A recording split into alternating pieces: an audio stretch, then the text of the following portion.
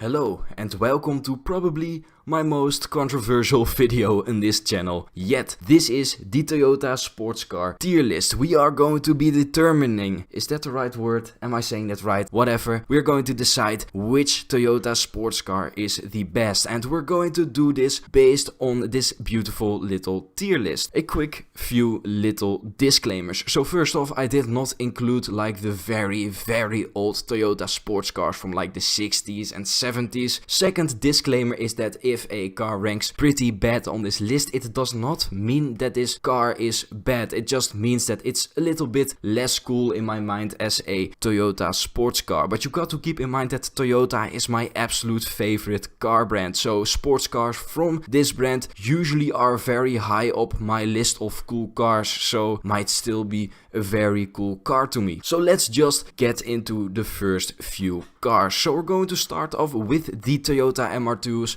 You're probably here for the MR2s. So let's start off with the Toyota MR2 AW11, the first generation MR2. So the AW11 was the mid-engine sports car for the people. So the MR2 purist will say that this is the generation MR2. And you know, they have a lot of evidence to back that up, because this car won like Car of the Year award from, you know, back in the day it came out. So you could say that this car is a top tier Toyota sports car. However, I do not really agree with that. So the issue with me with the AW11 MR2 is, yes, it's a very cool pure sports car, but I also want to have a little bit of a beautiful car, and I think that the AW11 did not age very well. That's something I think happened with a lot of 80s cars. The exterior still kind of works for me, however the interior of the AW11 really aged poorly. However, it's still a very cool car. It's a car I would love to experience one day, so we're going to place it in a very solid A tier. So it's like kind of on the top of the list of the Toyota sports cars. So what is top tier? Could it be the SW20 MR2? So the SW20 MR2 is the second generation MR2, and with the second generation MR2, Toyota kind of went with a little bit of a different direction. So this car is still a mid-engine sports car for the people. It's still practical, but it's also fun. However, what changed is that this car got a little bit bigger, it got a little bit heavier, and it had a way better, in my opinion, upmarket look. They really look like little fake Ferraris, so you know, guess where the channel name comes from. However, is this SW20 top tier? And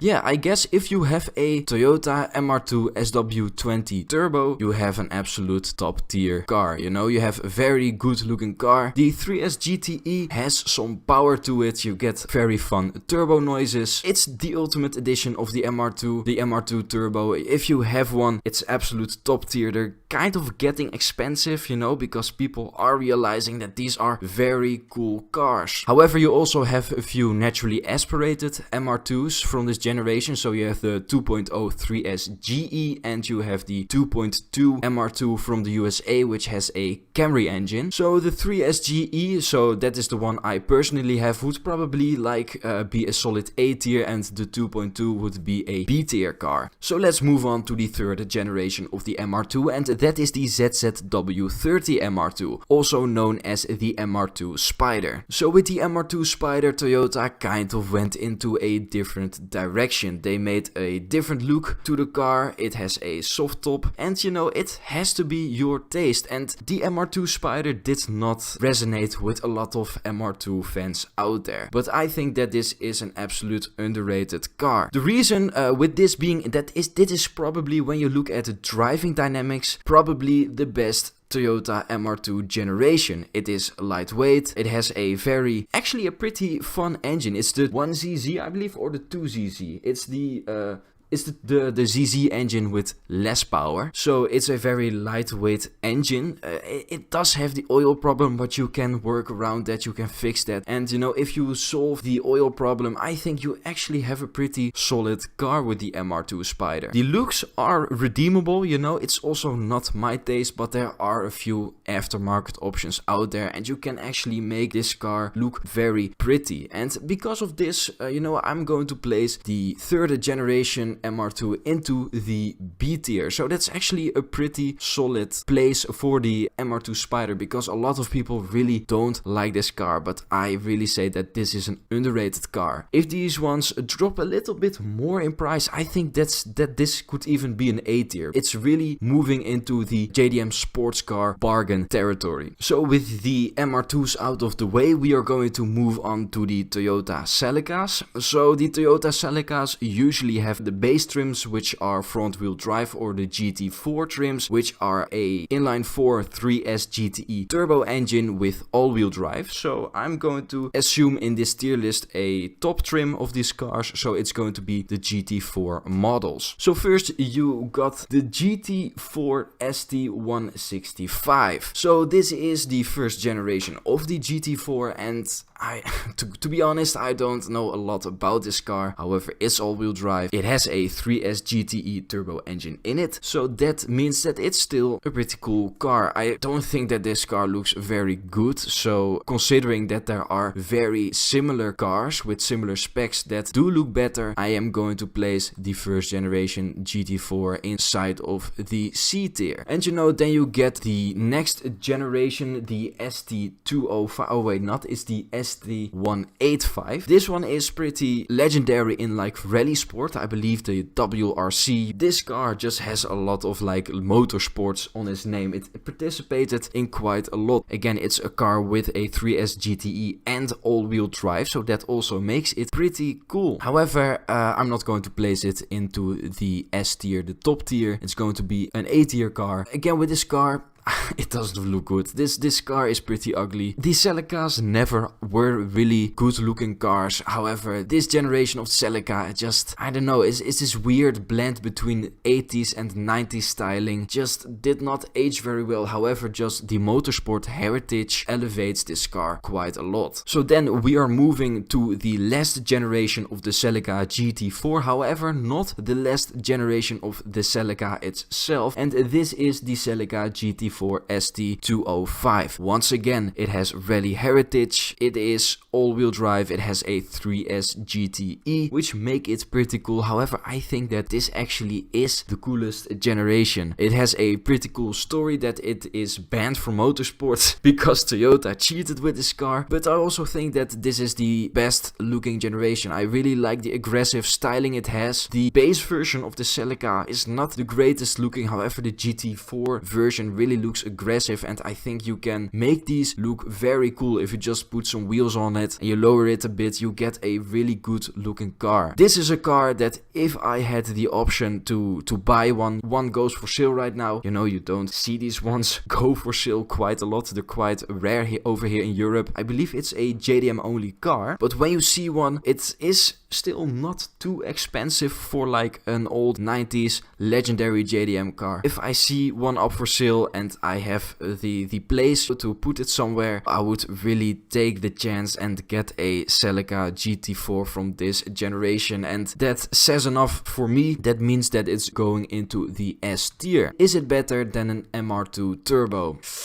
No, it's not. It's not a mid-engine sports car, but it's really close. This is really a car I would like to own. But enough about the GT4. Let's move on to the Celica T-Sport. So this is the last generation of the Toyota Celica. So the Celica T-Sport is the last generation of the Celica, and just like with the Toyota MR2, Toyota had quite a different approach with this car. So this generation of the Celica was not available as a 4-wheel drive GT4. It was only available in a base trim and a T-Sport trim. So the base trim had the 1cc or the 2cc, I'm not really sure. It just had the low power one, and the T-Sport had the high power ZZ engine. So the low power ZZ engine has the oil issue, the high power ZZ engine does not have the issue. So this is actually a pretty fun platform to build on. You can put turbos on these engines, you can make quite fun little cars out of these. However, there is one issue with this generation of Celica. So first off, I once again don't really dig the look of the car. But out where the ZZW30 MR2 is redeemable through the aftermarket, this generation of the Celica really is not redeemable. Every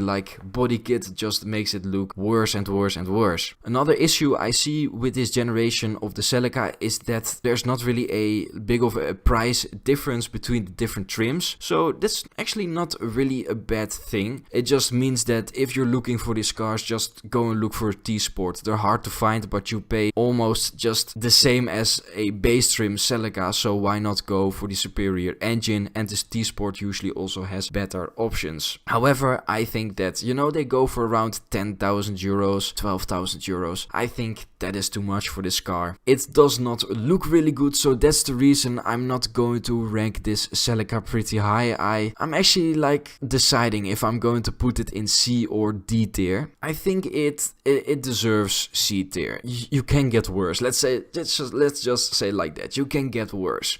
So now it's time for the big hitters. Let's move on to the Toyota Supras. So we're starting from the Mark III generation. Before that you had the Celica Supra and stuff. I'm just going to leave those out because those cars are really old. You cannot really find them anymore. And again, I did not have any space. But let's start off with the Mark III Supra. So some people would say that the Mark III Supra is a cope car. So, they actually discussed that in a YouTube channel I actually enjoy a little bit, as that is collector car feed. Is the Mark III a cope car? That is a pretty good question. And I think that the Mark III Supra it is not the greatest Supra, but it's also not a cope car. However, an issue you have with the Mark III Supra is you're definitely paying Supra tax on it. I think they're a little bit too expensive for what they are. So finding one with a 1JZ engine, the most desirable version of the Mark III Supra, is quite difficult. You don't see them out there a lot, so that means you're probably going with the other version. I don't know what the engine is called. You don't get the 1JZ basically if you find these cars for sale. So you can find them both naturally aspirated and with a turbo, and they go for around 12,000 euros to 16,000 euros based on if you have an automatic or a manual car. And I personally think that that's a little bit on the expensive side for this car. If you want the 1JZ version,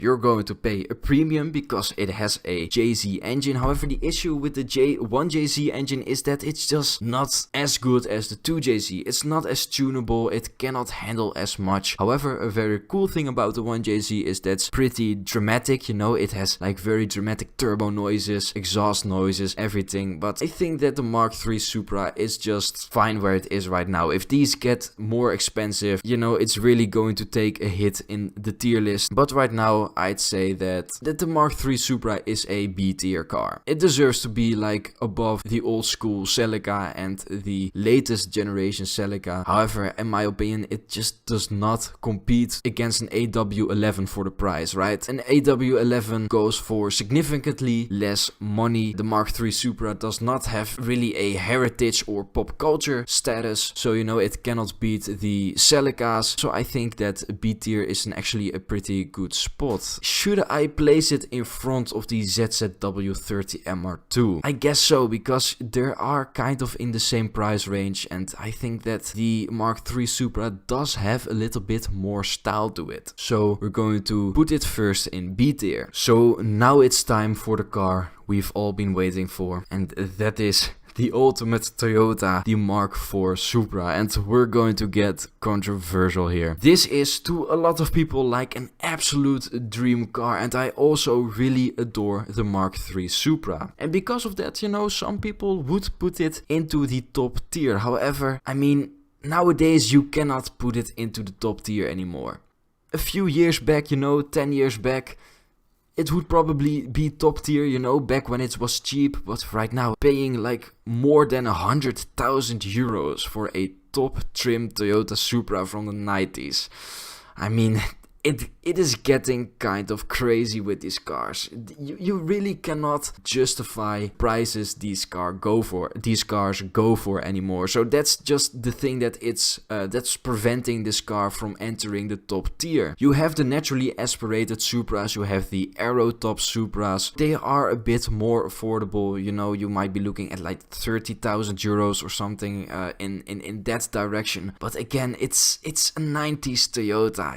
We got to see the car for what it is. Yes, it was in Fast and Furious and all of that. It is a pop culture icon, but they truly are expensive. Like even with the lower trim models, you're paying too much. The reason like why these top trim Supras are going for so much is because of the 2JZ and the right transmission. You can get like 1000 horsepower out of these pretty easily. It is a legendary car, it's a cool car, but the price, I cannot put it into the top tier. But I mean, putting it any lower than A tier would also be a disservice to the Mark IV Supra. So that's what we're doing. We're just putting it in the top of the A tier. It really is a cool car. I mean, if I had the chance to own this Supra, I would take the chance, obviously. However, just in general, the car market is getting out of hand, but truly, like, the market for the Mark IV Supra is really blowing up and getting out of hand. So A tier. Yeah, let's leave it at A tier. So another controversial pick. Can we even call this car a Toyota? So this is the Mark V Supra, also known as the GR Supra. This car is co-developed with BMW, and this was supposed to be the revival of the Toyota Supra. However, a lot of people did not like this car because it was a BMW. Actually, I think this is a pretty cool car. If I look at these cars in real life, I'm just looking at them. It's such a beautiful car, and the B58 is actually not that bad. So in the Netherlands here, some Toyota dealers are even like willing to give a 10-year warranty on these cars. So that must mean that the B58 is not this unreliable BMW engine, and you can make reliably high horsepower with these engines. You know, people with just a downpipe, people are getting like 500 horsepower, 600 horsepower. You know, the B58 truly is a successor to a 2JZ. It's just not developed by Toyota. And to make matters even more controversial, I think it is a better car than the Mark IV Supra, just because it is a better sports car. It's lighter, it's faster, it does not have the back seats like the previous Supras had, but this truly is a flagship Toyota sports car. But because this car is a BMW, we are not going to put it into the S tier, and we're also not going to put it in front of the Mark IV Supra. We're going to put it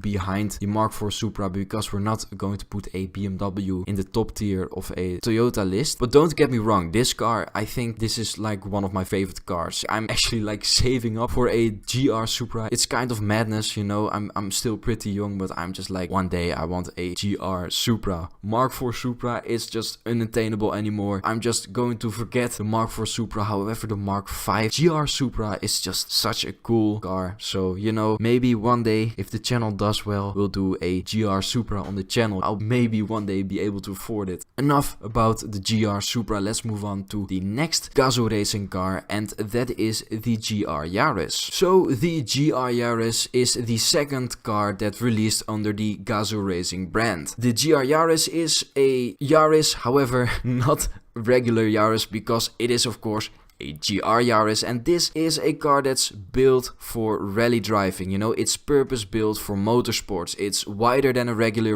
Yaris. It has this G16E, I believe it's called, one of the most powerful 3-cylinder engines in production. It's all-wheel drive. This is a very fun car. It's really playful, you know, it likes to drift a lot, and this car was meant to be the replacement in rally sports of the Celica GT4 that got banned. So all this time Toyota did not participate in the WRC. However, they wanted to return into rally sport with the GR Yaris. However, the GR Yaris did not get any chance, because due to the situations in the world back in the day, like in 2020, 2021, WRC got cancelled, and once again, Toyota did not get to participate into the WRC. So once again, an all-wheel drive rally legend from Toyota that did not participate. But it's a very cool story. I think this car is a top tier car. It really is. It is really playful. It's fun to drive. Again, a car that I would love to own one day. And I think it's actually like cooler than the GT4. Let's put it like this. It is supposed to be the replacement of the GT4. It is probably better than the GT4 and it's easier to find than the GT4, even though it is a limited edition build. So next up is the GR Corolla. So this one got revealed like pretty recently actually, like I believe 1 year back, and this is supposed to be the GR Yaris for the US market. America did not get the GR Yaris. Here in Europe and over in Japan we do not get the GR Corolla, and the GR Corolla is kind of the same platform, you know, the G16E 3-cylinder, however built into a bit more of a bigger, more serious car, which is the GR Corolla. The GR Corolla is, like I said, more serious. It's quite a lot less drift happy than a GR Yaris, and it's a little bit more grown up. It's heavier, of course, and they're very expensive over in the USA. If it was available in Europe, I would not pick it over the GR Yaris. I actually think that this is a little bit more tame, this car. It goes into the low B tier. Still a very cool car. I think that this is a very beautiful looking car. However, you got a way more cool version, the GR Yaris. So, you know, that kind of bumps the GR Corolla down a few tiers. If this car one day comes available in Europe,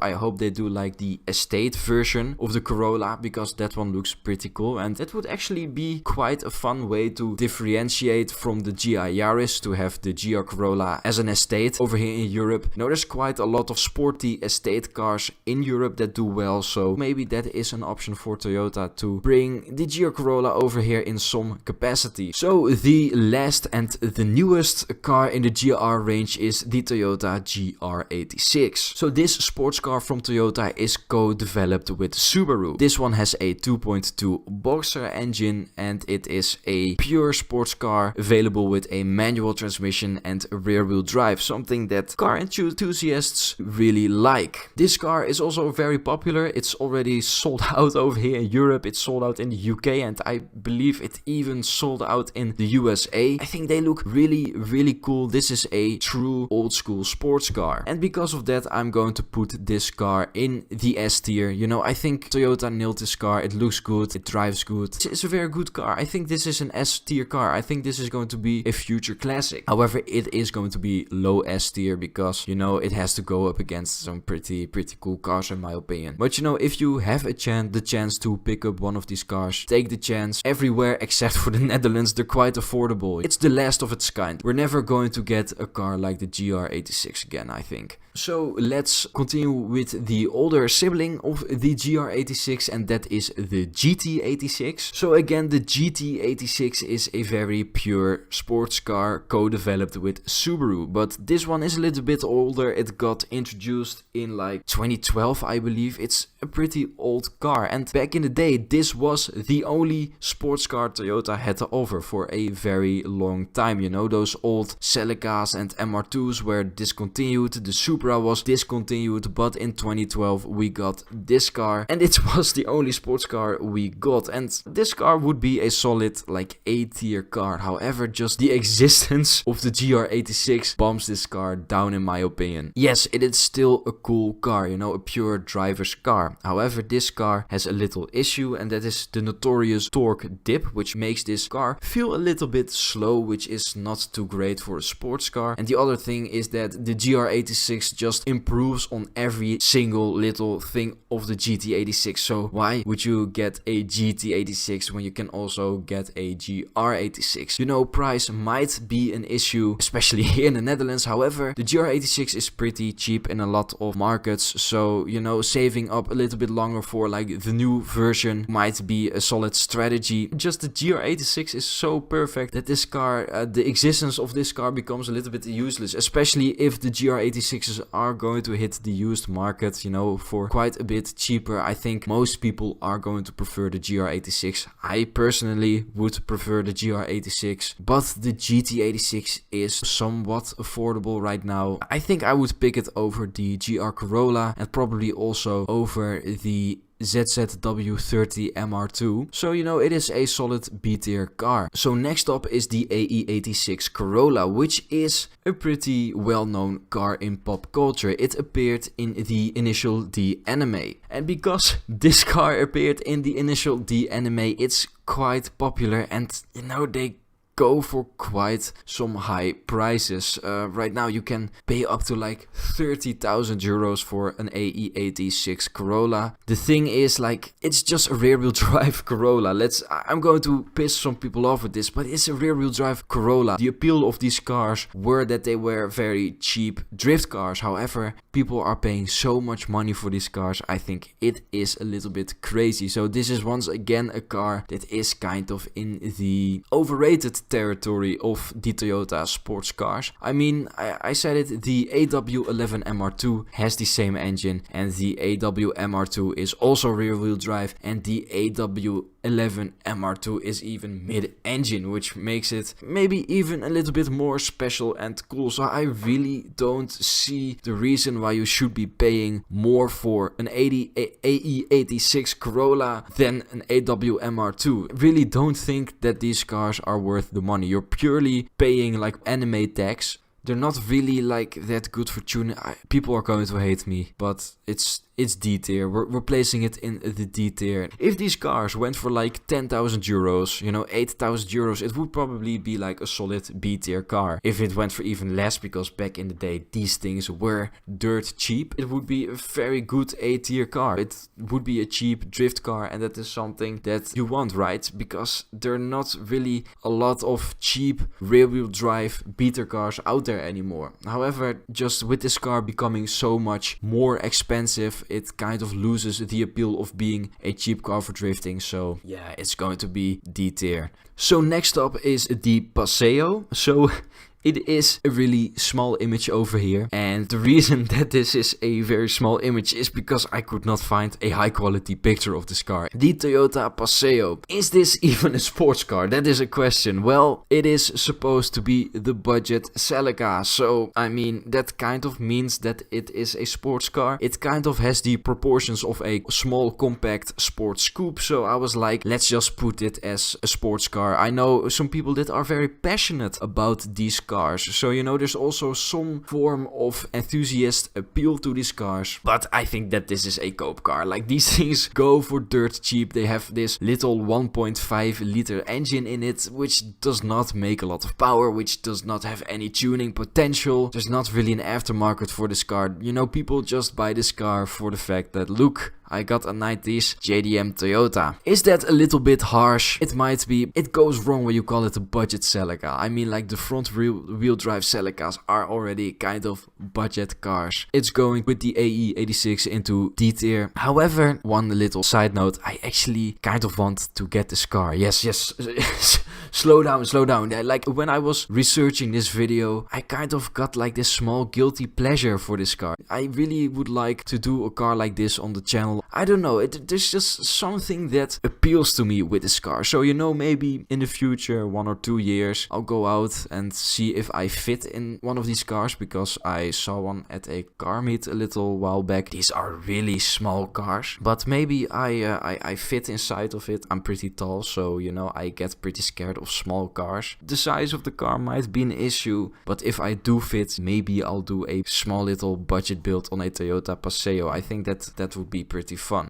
So next up is the Starlet GT Turbo. So the Starlet GT Turbo is a Toyota Starlet with a 1.4 turbocharged inline-4 engine. So this is a very small lightweight car making 90 horsepower, which is actually a pretty fun little hot hatchback. I kind of got a soft spot for these kinds of cars, but these cars are going to be like very, very hard to find because they're quite rare, and I believe that these are JDM only cars. But again, it's a a pretty cool, unique car if you see one out in the wild. I think it is C tier, you know, it's better than the Paseo. It is better than the AE86 because this thing does not cost 30,000 euros. But you're going to need to import a car like this in most markets, unless you're of course in Japan. And that is going to have a price tag, so it's not going to beat the Celica T-Sport. So to follow up with another Starlet, I'm going to follow up with the Starlet Glanza. So this is also a, I believe, JDM only version of a Starlet, and it is also turbocharged. However, these cars just leave a little bit of a bad taste in my mouth, because every time when I see this car, it's either a base Starlet with just a body kit on it, or it's a Starlet Glanza that's just which is modded very bad. You know, it might be a good car, but I don't like it. I don't like the way it looks. I don't like it when I see one out in the wild, you know, with the bad mods.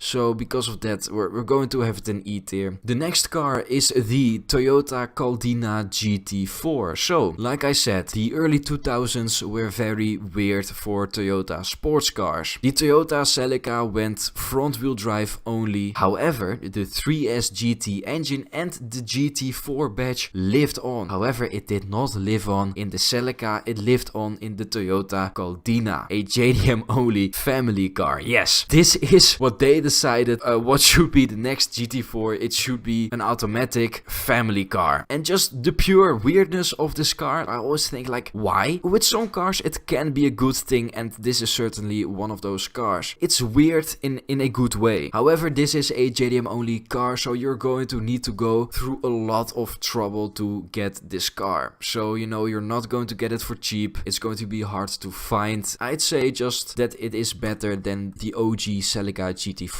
It is weird, it has the best version of the 3S GTE, you know, the most modern version, the most reliable, which makes it in my eyes a little bit better than the OG Celica, because just the pure uniqueness. But I mean, this is like the highest I can give this car. It is a very fun, weird car, but you know, I think we cannot even call this a sports car, let's say it like that. It's more of a performance family car thing. I don't know. Let's just move on to the next car. And the next car is the Corolla T-Sport. Once again, a Toyota sports car from the early 2000s. And this is just a Toyota Corolla, but with the good ZZ engine. So the high power one without the oil issues. And you know, the thing is, this is just a better version of the Celica T-Sport. It looks a bit more conservative, which is a good thing with these early 2000s Toyotas. And you get more practicality, and you still get a lightweight front wheel drive car with a fun engine. And because of that, I'm going to actually place it high in a higher tier than the Celica. It's going into B tier, because it's not only more practical and everything than the Celica, it's also cheaper. So I think I'm going to put it right behind the ZZW30 MR2. So we have a nice little like block with the early 2000s Toyotas. You know, that those early 2000 Toyotas are really something different. Maybe one day in the future we're going to appreciate these cars like we are appreciating the 90s Toyotas. However, that is going to be a little bit of a far future, because right now we're just in the middle of the 90s JDM hype. Speaking of a 90s JDM car, the next car is the Toyota Sera. So this is maybe like the Caldina is weird, but this car is weird on another level. So this car is a weird, I think it is a weird version of the Paseo actually. You know, it has the same engine, it's also a very small compact car. However, this car just has way more cool, like weird little options. Is it a sports car? I'm not really sure, but it surely does want to look like a sports car with those like McLaren butterfly doors. It has like this full-on panoramic glass roof. It has a live surround sound system, as Toyota calls it. It is a very weird car, and I think that this is a very cool car for Toyota collectors mainly. It also has a bit of enthusiast appeal, of course, but this car does not have the performance to back any big enthusiast appeal up. So yeah, I think it is low B tier. Just the uniqueness elevates this car. However, it does not have any like performance benefits or whatever. It's just a very fun car. If you see this one on a show or in a museum or whatever, like it's a very rare find. And the thing that makes this B tier is that this car is not crazy expensive. You can find these for like 10k or something, and I think that 10k for a very rare special car is not too bad, and I think you might have a little investment on your hands. Of course, I'm not like a car market guru or something, but it might possibly be an investment car. However, right now, it's just what it is, a very cool, weird, quirky car. So right there, we see the last car of the tier list. What a ride it has been. Quite a lot of weird cars, cool cars, bad cars, but it's time to finish off the list with the last car. And a lot of people are watching right now and are like, hey, that is a Lexus, that is not a Toyota,